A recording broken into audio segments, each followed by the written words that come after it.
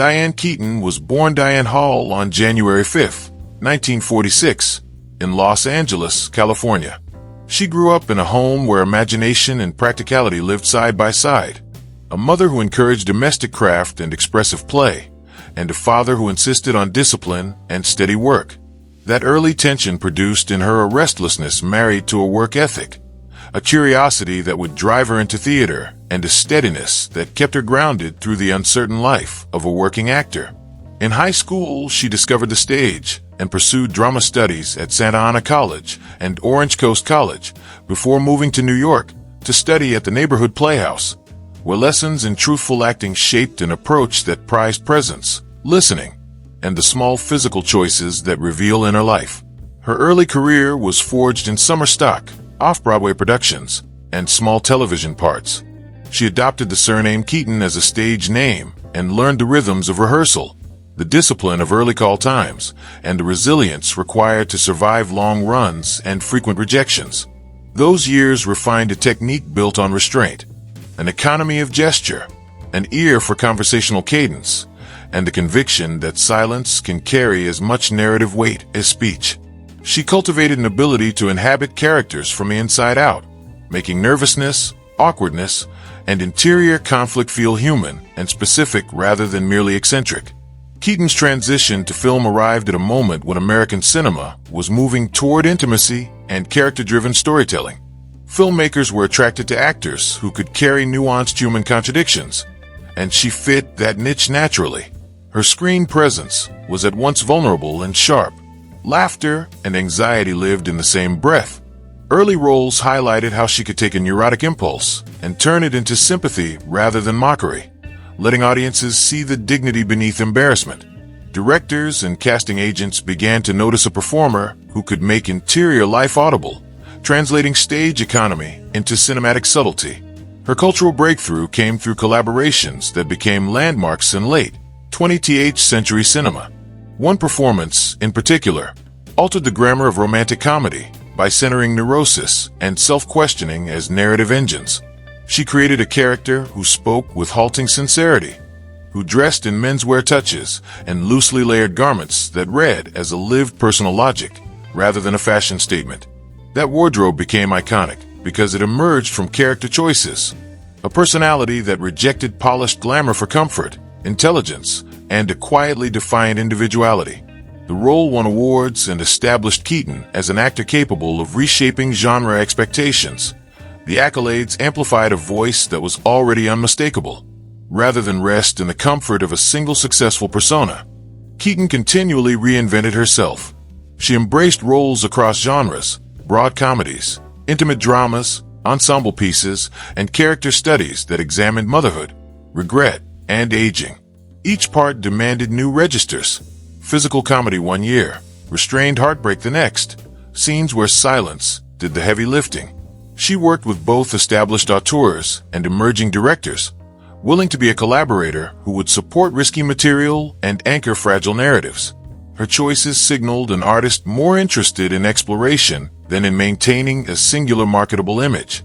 Outside the frame, she pursued other creative disciplines that revealed a persistent curiosity about memory and material culture. She wrote memoirs and produced books of photographs, approaching domestic architecture and objects with the eye of an editor.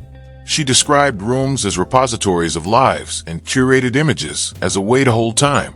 These projects were not celebrity side notes, but integral extensions of a sensibility that treated appearance, object, and setting as elements of narrative. Her interest in the stories things tell explained why her acting often felt like a practiced attention to detail. Costume, prop, and posture were small arguments about character. Her private life remained selectively guarded. She spoke candidly when it mattered, about family, about the complications of relationships in a public profession, about the responsibilities and joys of parenthood, while refusing to trade intimacy for tabloids. She prioritized privacy as an ethical stance, protecting loved ones and maintaining boundaries around grief and loss.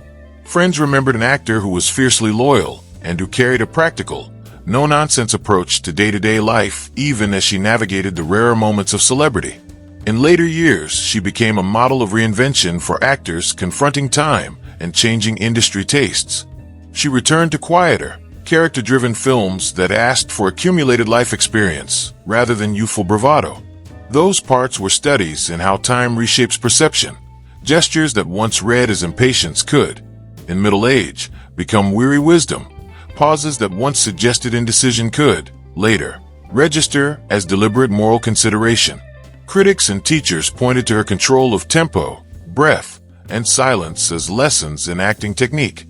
How to let a stillness expand into an emotional revelation. How to make micro-shifts in posture move a scene. Diane Keaton died on October 11, 2025, at age 79. The announcement prompted immediate tributes worldwide.